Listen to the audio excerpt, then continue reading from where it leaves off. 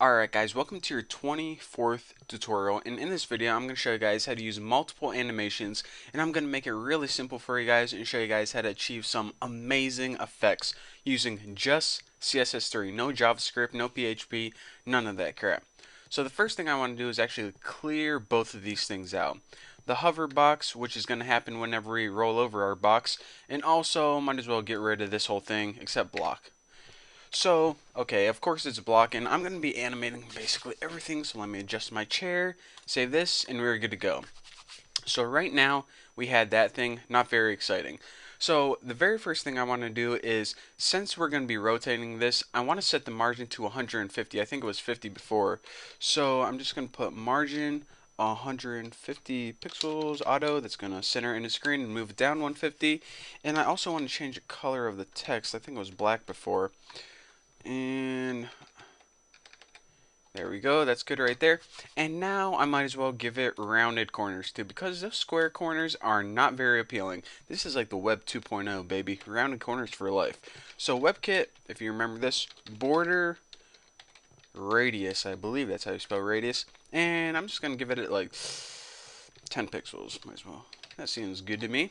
Whoa, two W's in what? www.webkit.com? Don't think so.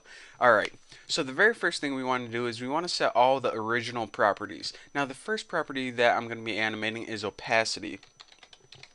And I'm just going to set this to 0.6. Now you don't use like any 0.6 pixels or anything, it's just 0.6. So that's going to make it like kind of transparent. Now I want to set the background color. We'll just give it something simple like red, and we'll be animating it into a nice blue color. So that I want something, not like blue and green because that's kind of close in color. Now I'm going to set the original width. Now the width, I'm just going to go ahead and set this as something small like 120 pixels, and we'll go ahead and we'll grow that later, as well as the height. So the height is going to be 75. So this is pretty much an average sized button of 120 by 75 pixels. And if we go ahead and look at it right now, we can see that, okay, that's our button. When you roll over it, nothing happens. Rounded corners, white text, yada yada yada, all that good stuff. So now what I want to do is I want to set the animation on all the things we're going to animate. So remember, whenever we're working with animations, we write WebKit. I need to shut up while I type this transition. Hopefully I spelled that wrong. Oh man, I crack myself up sometimes. Okay, now the first thing we're going to animate is in here. I'm just going to go ahead and write all the properties of the things we're going to change.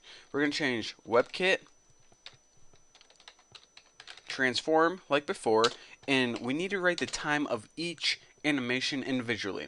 So we're going to transform, we're going to rotate this just like before, and that's what transformation I'm going to use.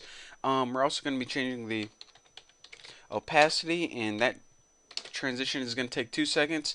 We're going to change the background color, and that's going to take 2 seconds. And we're going to change the width of the button, and that's going to take 2 seconds. Everything's going to take 2 seconds, by the way. And the height, whenever you change that, that should take 2 seconds. Now, with that being said, let me make sure I got all my commas in the right place before I fudge this up. Alright, so now that we have all the things that we want to animate, we want to say, okay, whenever we hover over it, how do we want to animate them, or how do we want them to change? Well, if we just use a little copy and paste technique, we can save ourselves some time. Oh, I just got like a dry hairball in my throat. Alright, so the first thing we want to do is we want to transform this piece. Now, the transformation we want to do, and you don't have to do yours exactly as mine. You can, mess it up a little bit. But I'm just going to rotate mine 360 degrees, and this is going to spin it in a full circle. Now, the next thing we animated is opacity. So if you copy this and paste it, the original value was 0.6, and I just want to change this. We'll just give it a simple opacity 1, which I believe is the default. And now we want to change, what was next? The background. So we'll give it a background of, let me use a cool color that I know of. We'll give it a hexadecimal value 1 EC 7 E6. Don't even ask me how I know that, but I do. And the width, we need to make it wider. So for width, we'll give it something like 450. That should show up nice on my screen recorder. A lot bigger. And for the height, we'll just make it slightly larger. We'll give it like a value of 110 pixels, and I forgot to put pixels up here. Let me just make sure. Pixels, red. Okay, everything looks good to go right now. So remember, whenever you work with your transition or animation, make sure you go through and you have all these things that you changed. So whenever you click it, you should have one highlighted on top and bottom. See width, top and bottom, height, top and bottom. You see what I'm saying? So without further ado, let's go ahead and refresh this and hover over it and see what we get. How awesome is that? So let me go ahead and talk to you guys about all the things I animated. First of all, it's rotating. We can clearly see that. The opacity is changing, although that may be a little hard to tell. So let's concentrate on the background, the width, and the height. Now whenever we roll over this, you can see the background obviously changes. Now look at the width and the height of the button right now. The height doesn't change that much, so it may be kind of subtle, but the width definitely changes. So all of those things, I assure you, are indeed animating. So that is the beauty of CSS3 and how you can make awesome button effects. And if you look at this, check it out. Before, we would need to have some JavaScript code in there and a bunch of functions and another scripting language, and it got to be a whole mess. But how amazingly simple is this, where you can just say, okay, this is what I want to start at, this is what I want to end at, and I'm just telling you how long to animate it right there. It is so easy, even a caveman could do it.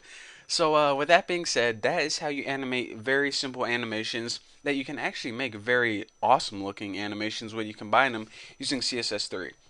So with that being said, don't forget to check out my website. I just updated it with all my new stuff, and it's thenewboston.org. So go check it out. Tell me guys what you think. And yeah, thank you guys for watching. Don't forget to subscribe, and I'll see you guys later.